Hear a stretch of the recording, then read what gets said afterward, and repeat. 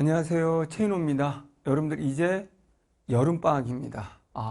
여름방학이 중요한 이유는 모두 다 알고 있을 겁니다. 근데 중요한 포인트는 바로 여름방학이기 때문에 열심히 하려고 하는 생각, 이게 오히려 함정에 빠질 수 있다는 거예요. 그렇다고 열심히 하지 말라는 게 아니고 내가 열심히 해야지 라고 해서 계획표를 타이트하게 짜는 것도 중요하지만 그보다 더 중요한 건 내가 여름방학 때 어떻게 공부를 하지? 라는 걸 고민하는 시간으로 먼저 채운 다음에 그 다음에 열심히 계획표를 세우는 거예요.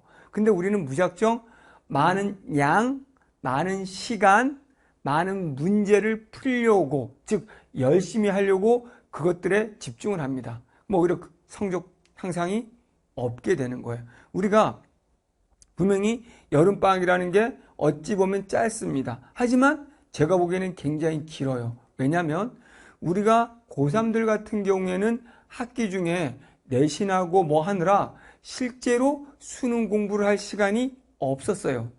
그러다 보면 집중도가 약해지고 깊게 파고 못 들어가거든요. 그런데 이제 방학이라는 건 비록 한 달이지만 여러분들이 하루 종일 공부할 수 있기 때문에 집중력 있게 깊이 있게 공부할 수 있는 유일한 시간이에요. 요 시간에 내가 올바른 방법을 고민해서 그거대로 할 때 성과가 폭발적으로 오르는 거예요. 근데 그런 방법을 고민하지 않고 무작정 열심히만 하려고 하니까 열심히 대비 효과가 나타나지가 않는 겁니다. 이거는 여름방학 한 달뿐만 아니라 국어 같은 경우는 정말 어떻게 해야 하는지에 대한 논리적인 적합성, 논리적인 탐구가 없으면 몇 년을 해도 성적이 늘지 않는 게 바로 국어입니다. 이거는 여러 N생들한테 물어보면 알게 됩니다. 국어는 열심히 인강을 듣고 열심히 문제를 풀고 나는 많은 시간을 투자해서 공부를 하는데 왜 국어는 언제나 제자리거나 오히려 떨어지지? 라는 이야기를 듣게 될 겁니다. 자, 그러면 이제 여러분 고3들 같은 경우 여름방학을 열심히보다 더 중요한 그 어떻게라는 걸 한번 우리가 고민해 보도록 합니다. 자, 내가 어떻게 해야 될지를 여러분이 제대로 알려면은 여러분들이 6월 모의고사를 본 결과를 분석을 해야 되는 거예요. 이때 6월 모의고사를 보고 진단을 하려면 첫 번째 6평 해설 강의를 꼭 보시고 그런 다음에 야, 나하고 저 최인호든 누구든 선생님들하고 접근하는 게 뭐가 다르지? 야, 나는 이렇게 공부해 왔는데 저렇게 답을 찾아야 되는 거네? 그럴 때 해설 강의를 보고 나와 다른 점을 찾아서 내가 접근하는 방법에 문제가 있었구나. 그 방법들을 고치는 게 하우라는 거예요. 꼭 보도록 하시고, 그러니까 문제풀이나 작품 정리에 집중하지 마시고 6평을 통해서 어떻게 푸는 거고 나는 어떻게 논리적으로 푸는 방법을 몰랐구나. 이걸 찾아내는 거라는 거죠. 그래서 자신의 약점에 집중해서 이제 만약에 여름방학 때 내가 인강을 듣더라도 내가 문학이 약했어. 문학을 해석을 못했고 문학을 객관적으로 접근하는 능력이 떨어졌어. 그러면 꼭 객관적으로 문학을 접근하는 낯선 문학이 나와도 보기라는 기준으로 풀 수 있는 능력을 키우는 거에 집중하는 거예요. 난 비문학은 나름대로 체인호하고 이런 게 비슷하네? 그럼 비문학보다는 문학에 집중하는 거죠. 반대로 문학은 내가 체인호랑 푸는 게 똑같네? 보기 기준으로 그럼 비문학 읽기에 집중해야 되는 거죠.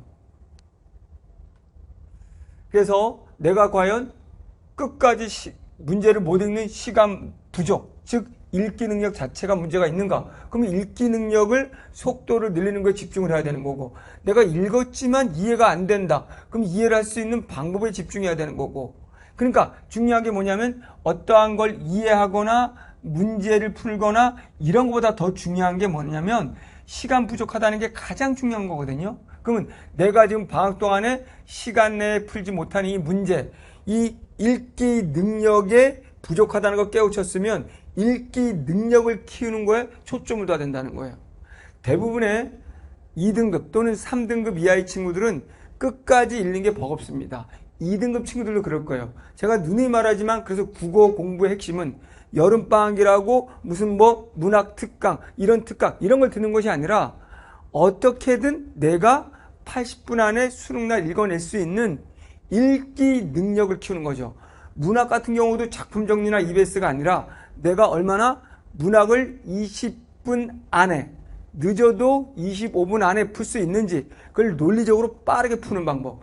비문학을 내가 40분 안에 읽어낼 수 있는 능력, 이런 걸 키워야 된단 말이에요. 방학 동안에.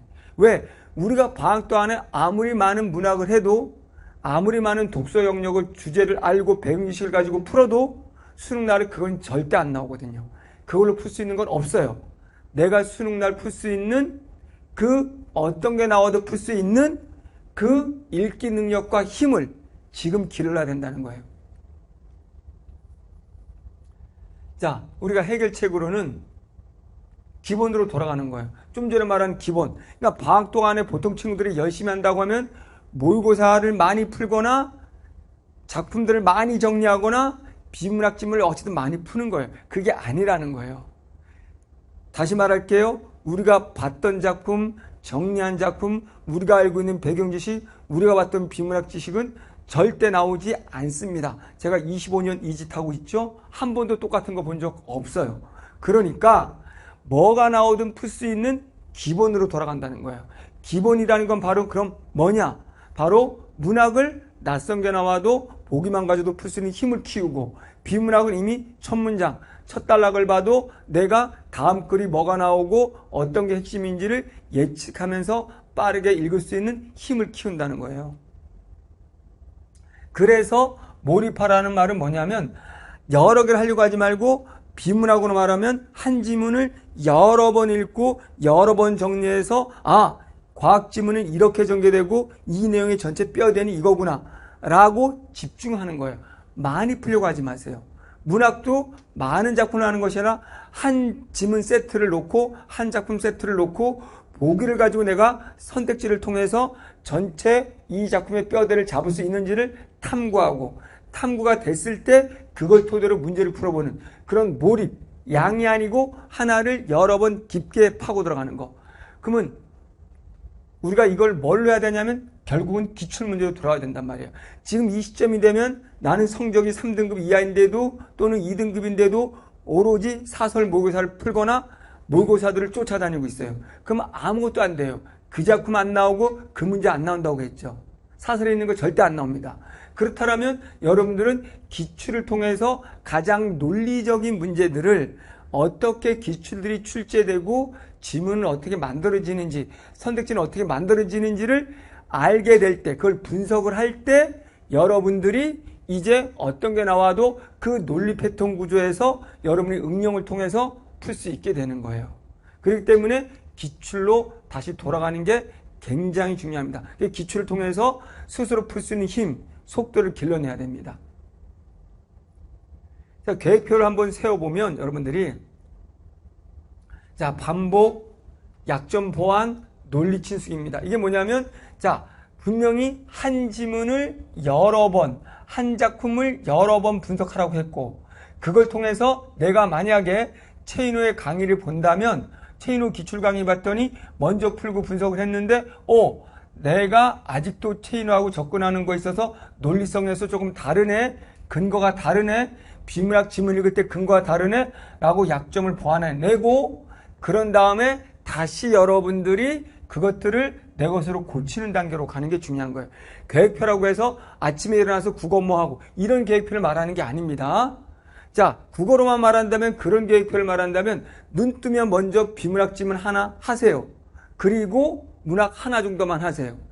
비문학 하나 하고 문학 하나를 하는데 3시간 하루에. 그러면 비문학 한 지문을 1시간 반, 문학 하나를 1시간 반 해서 하나를 깊게 들어간다는 거죠.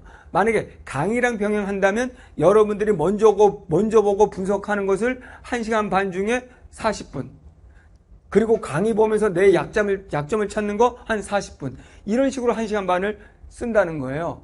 그런 식으로 해서 논리를 친숙하게 만든다는 거죠.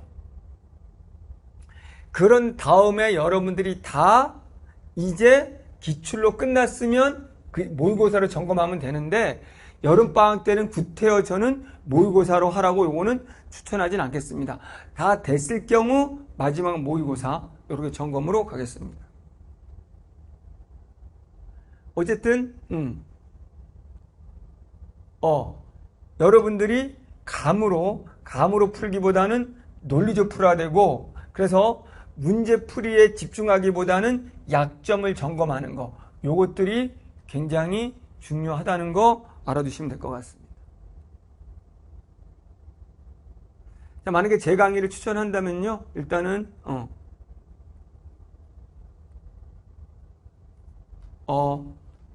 요게 아주 그 기본을 아까 말한 문학, 낯선 문학을 어떻게 해석하고, 그리고 독서를 어떻게 읽는지, 만약에 3등급 이하라면 요거를 꼭 추천하고요. 그런 다음에 제 강의를 계속 듣고 있었다면 천기누설을 추천합니다. 그리고 여러분들이 천기누설은 이제 여름방학에 개설되는 거고요. 요건 6월 모의고사, 그리고 앞으로 보게 될 9월 모의고사를 분석을 하고 어떻게 출제됐는지 이거와 유사한 문제를 가지고 연습을 하는 겁니다. 요거는 말한 것처럼 어떻게 해석, 어떻게 읽는지에 초점을 댄 것이죠. 만약에 여름방학 때 이것이 끝난다면 그 다음에 반드시 기출로 가면 되고요. 고3인데 요게 끝났다라고 하는 친구들은 이제 기출 전문가를 보면 됩니다. 기출 전문가 문화, 기출 전문가 독서를 보면 되겠죠. 자, 이거는 모의고사 엄매를 다한 친구들은 현장에서는 요 두 개를 하고 있는데, 엄매 220이라고 해가지고 모의고사 한 20회분, 20회분 정도가 여러분들이 모의고사 형태로 나와 있어요. 그거를 제가 여러분이 직접 풀어보고 강의 들으면서 아직 내가 엄매가 요게 안 되네 라고 한다면 엄매에서 논리 엄매로 가서 다시 여러분들이 기본을 다진 다음에 따라오면 도움이 될 것 같습니다. 어쨌든 여러분들 저와 혹시라도 여름방학 때 함께 하게 된다면 여러분 반드시 여러분에게 1등급이 될 수 있도록 도와드릴 거고요. 자, 정말 최인호 강의는 국어가 절실하고 여기저기 아무리 해도, 여기저기 선생님들 강의 들어도 점수가 오르지 않고 국어의 방향을 못 잡는 친구들은 반드시 한번 최인호와 함께 해보시고 꼭 메가스터디 가서 수강평을 꼭 여러분 확인해 보세요. 그러면 여러분들도 가능성을 찾게 될 겁니다. 감사합니다.